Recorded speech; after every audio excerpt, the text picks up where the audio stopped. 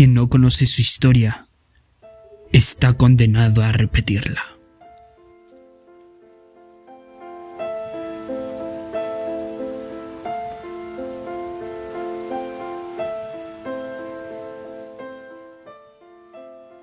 Europa antes y después del nazismo. Ninguna imagen podría reflejar por sí sola la gran diversidad de los judíos en Europa, quienes para el siglo XX tenían más de 2 millones de años habitando aquel continente. Constituyeron una cultura rica y con profundas raíces en diferentes países.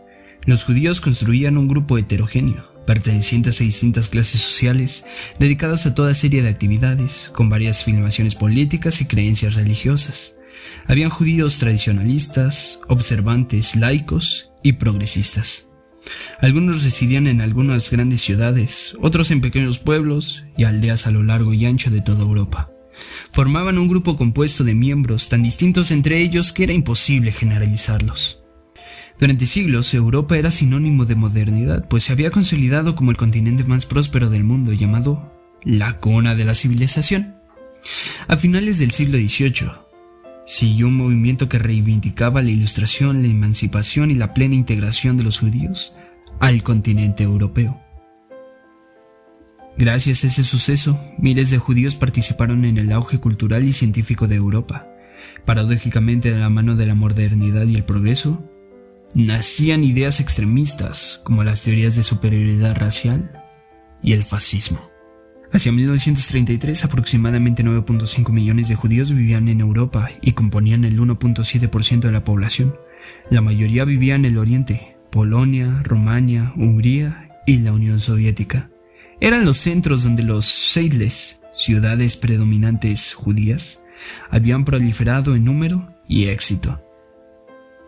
El Yudish quedó en segundo plano y los judíos participaban en la transformación y el desarrollo del continente desde diversos ámbitos.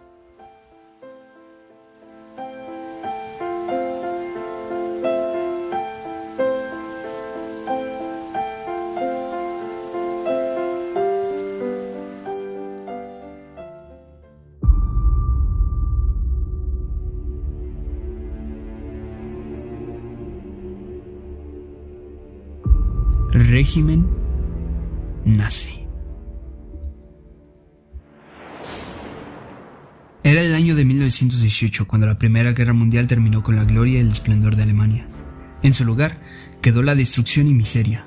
El Tratado de Versalles, que se firmó en 1919, obligaba a Alemania a aceptar la responsabilidad absoluta de la guerra y entregar territorio y pagar deudas millonarias como reparación. Poco a poco Alemania se hundía en una crisis política y económica sin precedentes. La pérdida de confianza en el nuevo gobierno, el resentimiento de los ciudadanos y la gran crisis económica llevó a más de 6 millones de alemanes al desempleo, hundiendo el país en una grave recesión política y social. Así surgieron diversos movimientos políticos de extrema derecha, entre ellos el Partido Nacionalista Alemán de los Trabajadores, conocido como el Partido Nazi. Adolfo Hitler, quien en pocos años convirtió el nazismo en una de las primeras fuerzas políticas, transformó el Partido Obrero Alemán en una instancia de extrema derecha. Para 1932, el partido nazi tenía 800.000 miembros y era el de mayor presencia en el Parlamento. Las alianzas obreras, burguesas y sindicalistas que Hitler había forjado antes de las elecciones facilitarían la formación del régimen totalitario, por lo que el entonces presidente de Alemania, Paul von Hindenburg, otorgó a Hitler el cargo de canciller, mismo que ocupó de enero de 1933 hasta su muerte, 1945.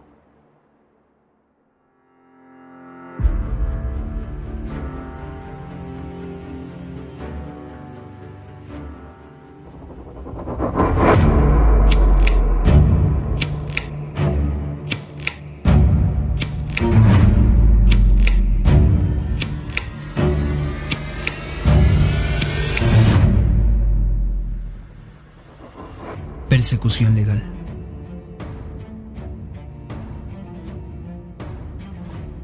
Para el momento en que Hitler obtuvo el poder, Alemania tenía una población de 67 millones de personas, de las cuales 500.000 eran judíos, menos del 1% de la población total.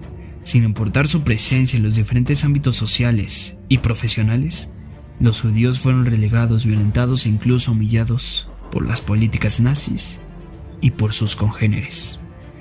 Además, se les arrebataron los derechos civiles de los cuales habían gozado durante décadas. En aquel entonces, había más de 9 millones de judíos en Europa. 12 años después, aproximadamente 2 de cada 3 habían muerto, víctimas del odio, de la violencia y la indiferencia de sus compatriotas. Los judíos eran considerados una raza infrahumana, es decir, no los identificaban como humanos. A raíz de esto, se les prohibió entradas a las universidades, se les sacó de toda esfera pública y se les impidió ejercer profesiones como la abogacía o cualquier puesto de relevancia política o pública. El odio y la segregación llegaron al grado de no permitirles usar una banca en el parque o entrar al cine. Las sinagogas eran considerados lugares peligrosos, por lo que la ley impidió que la población alemana circulara en vecindades de los templos. Los gitanos fueron objeto de destrucción por las condiciones humanitarias y despreciados como raza. Para los nazis, las personas con alguna discapacidad representaban una carga y debían prohibírseles la reproducción, ya que podían manchar la supuesta pureza de los alemanes. Los intelectuales representaban una amenaza porque eran considerados deformadores de la mente. Fueron recluidos en campos, perseguidos, encarcelados e incluso se les restringieron las libertades de tránsito. Entre los nazis, los homosexuales eran considerados corruptores de la sangre, pues se creía que aquellos que no se reproducían se negaban a proliferar la raza alemana.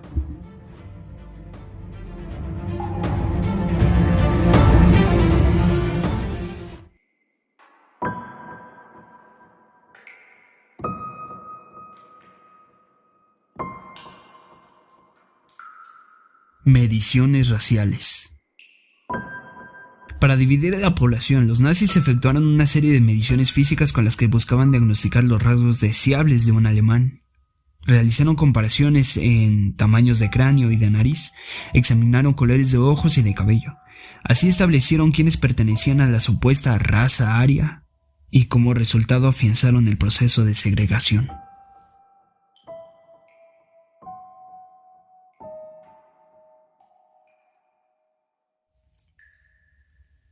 Testimonios vivientes.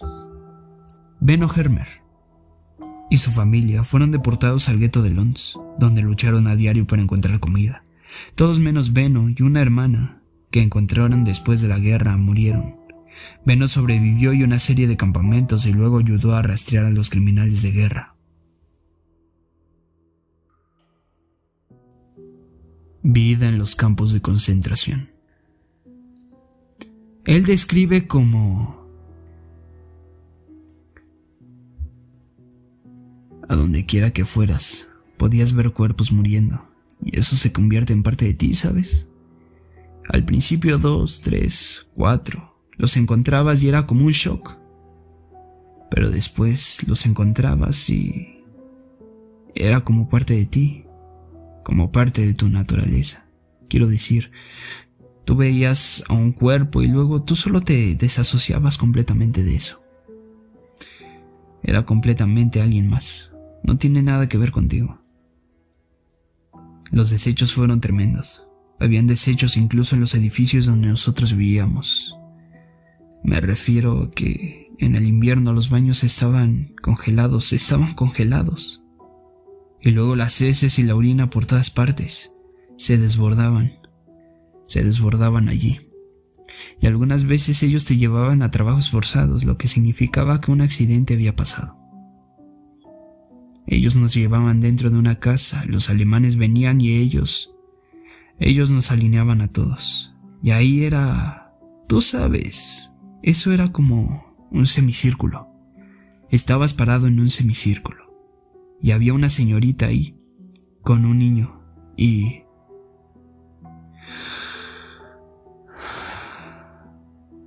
la mujer, quien era la madre, dice: ella no reconoce al niño, así que él tomó al niño de las piernas y lo balanceó hacia la pared, y él mató al niño. Y yo miré a la mujer y fue como alguien más, como si ese no fuera su hijo. Ella cortó completamente a ese niño de sus emociones. Ella se desconectó completamente de ese niño. Y me di cuenta en ese momento que la supervivencia propia es lo más primario en tu vida. Es más que incluso tu propio hijo.